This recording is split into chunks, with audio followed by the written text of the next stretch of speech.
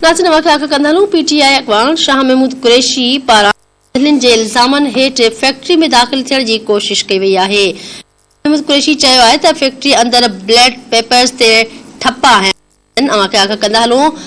मुल्तान ज़िमनी चूंड दौरान Makhdoom Mahmud Qureshi polling station वेझो हिक फैक्ट्री अंदर दाख़िल थियण जी कोशिश कई त सिक्योरिटी गार्ड्स खेसि रोके वरितो आहे। शाह महमूद इल्ज़ाम हयो आहे त फैक्ट्री अंदर बैलेट पेपर ते ठप्पा हया पिया वञनि।